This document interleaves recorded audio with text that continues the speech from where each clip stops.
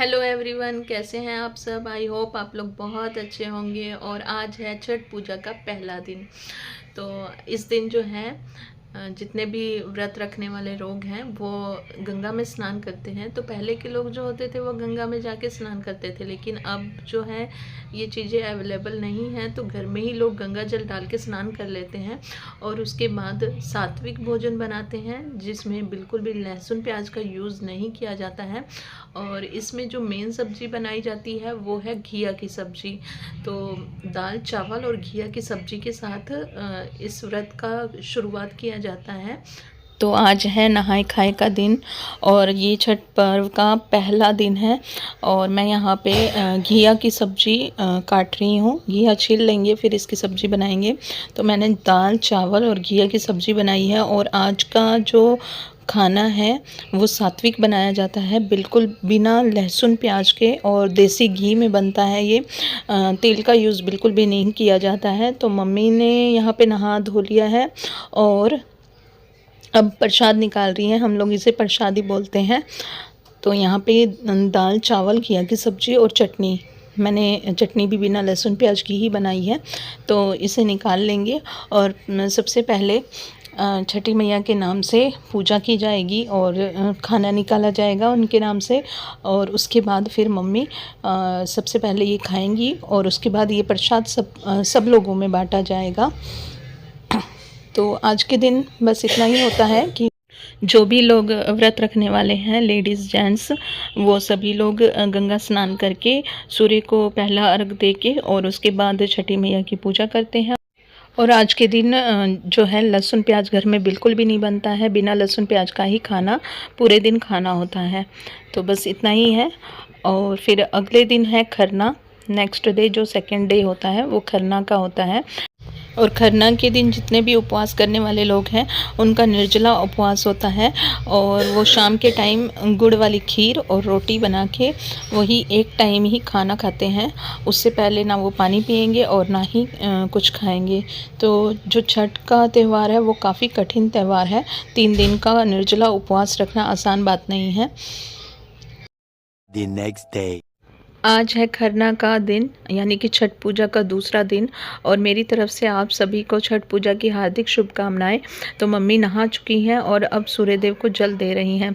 और ये सब काम होने के बाद मैंने घर की पूरी साफ़ सफाई भी कर ली है। और मैं यहाँ पे घर को थोड़ा सा डेकोरेट कर देती हूँ, क्योंकि ये सब चीज़ें भी त्योहारों में ही अच्छी लगती हैं, डेकोरेशन वगैरह।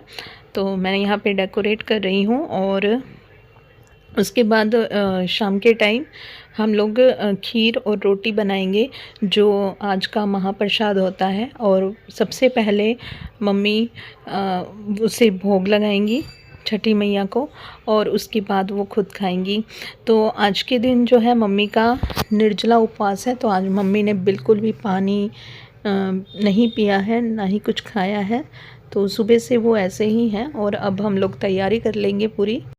मम्मी अपने पैरों में आलता लगा रही हैं और तब तक मैं अपनी डेकोरेशन दिखा देती हूँ। मैंने यहाँ पे डेकोरेशन कर दी है थोड़ी बहुत, जितना भी मुझसे हुआ। और अब मम्मी यहाँ पे गैस जला रही हैं। तो पहले जो होता था मिट्टी के चूल्हे पे ये प्रसाद बनाया जाता था और आम की लकड़ी से ही बनाया जाता था।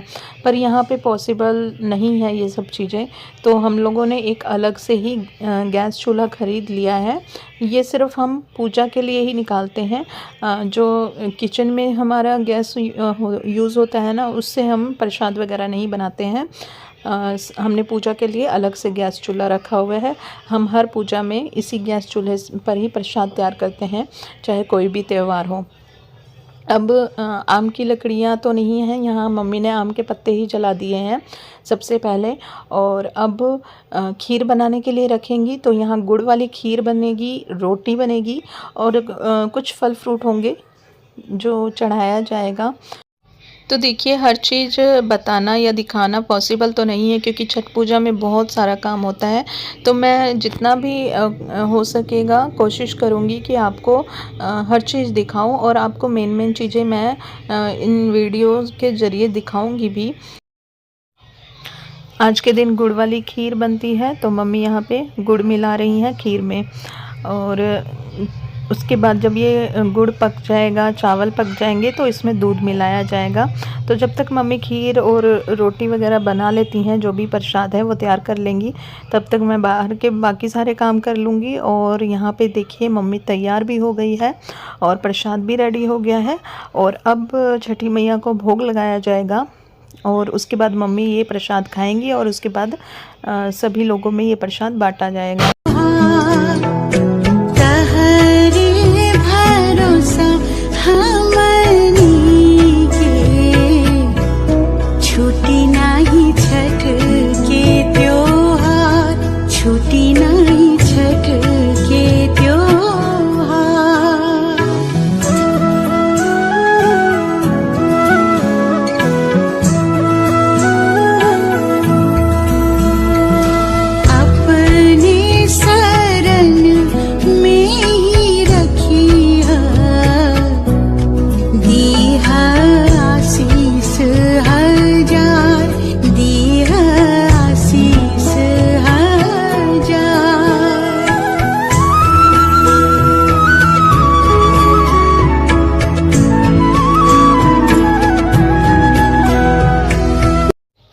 यहाँ पे देखिए मम्मी ने पूजा कर ली है। अब सिंदूर दानी में यानी कि सिंदूरा में नया सिंदूर आज के दिन डाला जाता है और इसी सिंदूर से मम्मी अपनी मांग भरेंगी।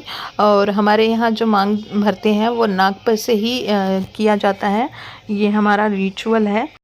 हमारे में जब शादी होती है तो नाक पर से ही मांग भरा जाता है और हर तीज त्यौहार में नाक पर से ही सिंदूर लगाया जाता है।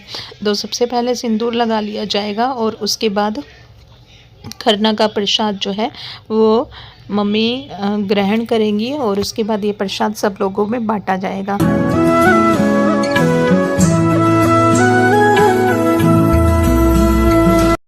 तो यहीं पे खरना की पूजा की विधि पूरी संपन्न हुई और अगले दिन है छठी मैया का फर्स्ट अर्घ, जो संध्या अर्घ है, सूर्य देव की पूजा की जाएगी। और वो मैं आपको नेक्स्ट वीडियो में दिखाऊंगी क्योंकि ये वीडियो काफ़ी लंबी हो जाएगी। तो मेरी तरफ से आप सभी को छठ पूजा की हार्दिक शुभकामनाएं और मैं आपको मिलती हूँ नेक्स्ट वीडियो में।